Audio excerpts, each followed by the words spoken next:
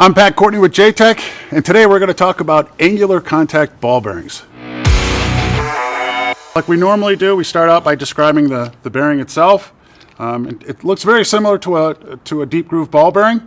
It's going to have an outer race, an inner race, some sort of cage, and balls. So the outer race, the inner race, and the balls are obviously made out of 52-100 steel. The cage, on the other hand, can be made out of brass, as you see here, or it can be made out of steel, or in our high-speed applications, it could be made out of what we call a polyamide or resin-type material, which is an extremely strong, like almost fabric-type material, but it can see those higher speeds, and it can see higher temperatures as well.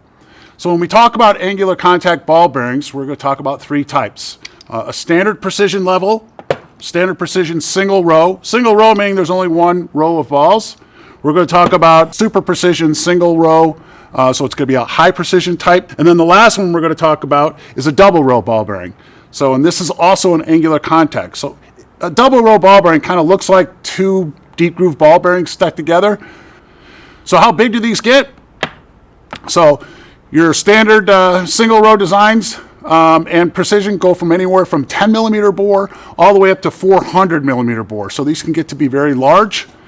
Your double row designs, they're much more limited. They only go from about 17 millimeter bore to about 75 millimeter bore. So not really big. There's not as many double row designs.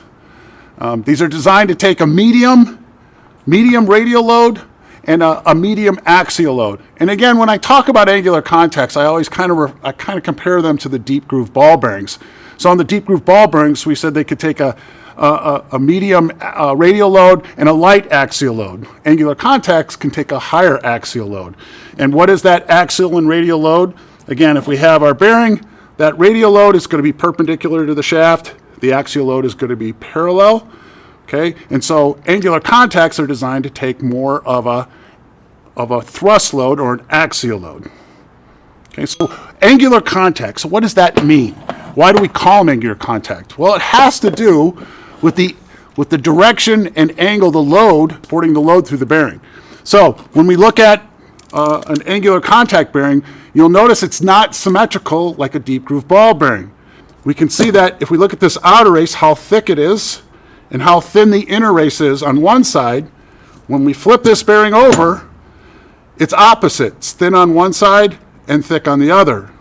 So when we look at this bearing, it's almost like this side of the bearing is up high on one side and it hangs down lower on the other side, the opposite. So what that does is that allows us to push on this inner ring and put a load on this inner ring this way and force that ball into this thicker material. Does that make sense? So again, and then this thicker material here is what's pushing that ball in that direction. So what happens if we mount this bearing the wrong way? Well, there's no shoulder here. There's no part, the shoulder being the part that sticks up. We could actually disassemble the bearing. We might not disassemble it, but what would end up happening is that ball would ride on this sharp edge where we grind the race, and the bearing would fail very quickly. So this bearing is not symmetrical, okay? So it's designed to take that axial load, but only in one direction. Now, how do we define that contact angle when we talk about an angular contact? Is the amount that load, that angle that load travels through the bearing. Now, the higher the contact angle, the more thrust load or the more axial load it can take. So when I say a higher angle, the angle is actually going this way. So a steep angle, or let's say a 15-degree angle, is going to be like here, 30, 40. And those are the three angles that you can get with single row angular contact. So a 15-degree angle, a 30, or a 40. 40 being the most popular industrial, 15-degree being the most popular for your high precision. Now the double row also has a contact angle inside it with those two rows of balls. It's going to be 24 degrees, so it's somewhere in the middle. The nice thing about conceal it and shield it, it's a lot like a deep groove ball bearing, but really it's got that higher contact angle inside so it can see a significant amount of thrust load. So your single row standard precision angular contact ball bearings will typically have a 40-degree contact angle. So this is a typical industrial. It's got the brass cage, and that contact angle through that bearing is going to be 40 degrees. Now, the super precision type product is going to look the same as an industrial type, but it's not going to have a bronze cage. typically going to have that polyamide cage. That's going to have the 15-degree contact angle. The higher the contact angle, you can't go as fast. So that low contact angle allows you to go very fast. So when we look at a deep groove ball bearing, does it have a contact angle? Actually, it does. So when we look at it just a regular deep groove, it's got about a 12-degree contact angle, just to put it in context. So you can tell by that lower contact angle, it can't take nearly as much axial or thrust load. So when we look at super precision product, the product that can go, this product is much higher precision. It can go two to four times faster than your standard product, but it's going to cost exponentially more. So even though we make that product much more precise, it's going to be able to go a lot faster, but it's going to cost a lot more to get that to that precision. It's also extremely accurate. So again, when we mount those bearings on there, when I say accurate, it means that it's going to be able to control the end of that shaft from moving very much. Single row designs are usually always sold or installed as pairs. And again, remember, these aren't symmetrical. So what we want to do with these is we actually want to mount them opposite, going in the opposite direction. So because the load can only travel through this bearing one way, the axial load, we want to mount the other one the opposite way. And what we do is we preload these. And so what is a preload? A preload is where we mount these on a shaft, and the shaft has a threaded area, and we turn a nut, and it pushes these bearings together. And so what it does, it actually puts a load axially on the bearing. So we're pushing those balls into the race. Now when we do that, it does a few things. One, it makes it more rigid, makes that shaft not move at all. But what it also does is it engages all those balls into the race. Okay, and why is that important? Well, it's really important when you're going fast. So if you're going super high speeds, if that ball is not engaged in the race, instead of it rolling, it'll slide. And when a ball slides or a rolling element slides, doesn't matter what type of rolling element, it'll actually shear the lube film off, and you get metal-to-metal contact. And if you have metal-to-metal contact, then the bearing will fail. And for your industrial types, what's more critical is the stiffness. So these are very popular in pumps. We're going to talk about that later. But the end of that shaft, we don't want the end of that pump. We don't want that moving around too much. So we preload these bearings, and that stops the end of that shaft from moving around. It makes it nice and stiff. And again, these aren't symmetrical, so you have to be very careful on how you install these bearings. So if you install them backwards, okay, then the bearings will fail very quickly, within minutes. So you always have to ensure that you're installing the bearings with that thick portion of the race going in the correct direction.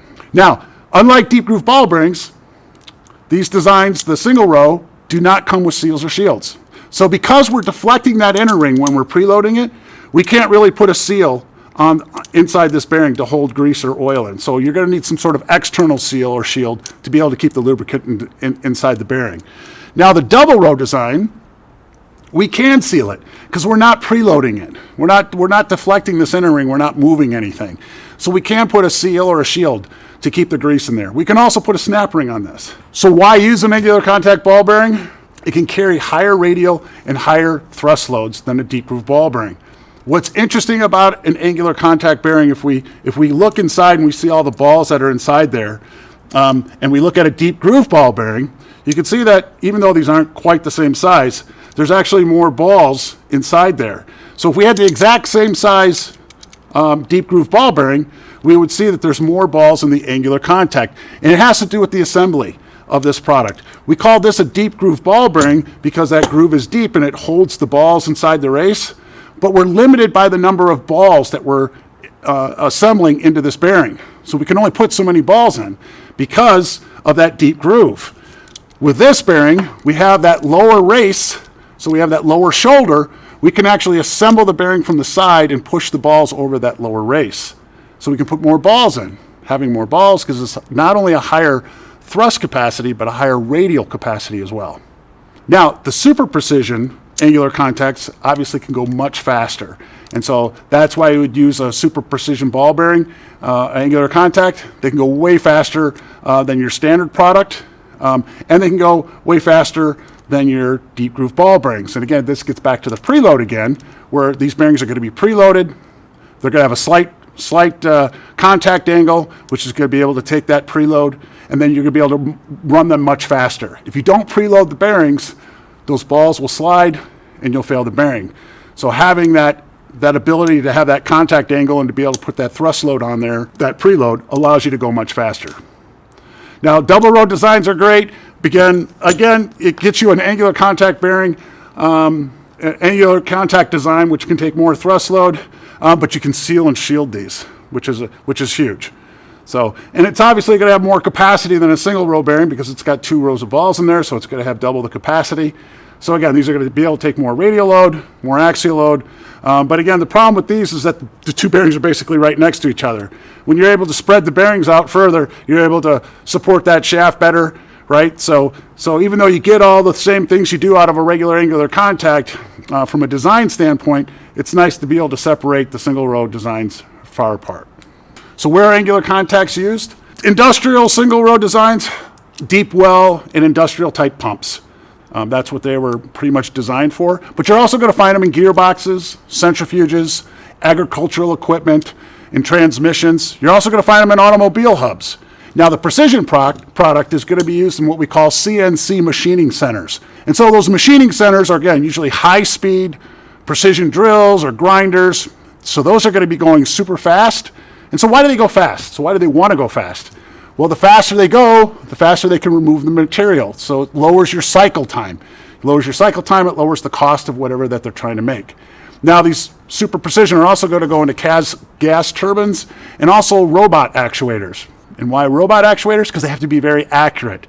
So you want precise bearings so the arm of that robot can control things a lot more precise. In summary, angular contact ball bearings have higher radial and axial load capacities than deep groove ball bearings. They have a higher contact angle, allows for higher thrust capacity, available in a high precision, which allows the bearings to go much faster and hold the shaft more precisely. And again, the double row design can be sealed and pre-lubricated, but again, it's limited on the sizes that are available. That wraps up our look at angular contact ball bearings, designed for precision and performance in handling both radial and axial loads. Stay tuned for more bearing training from JTEKT, formerly known as Koyo.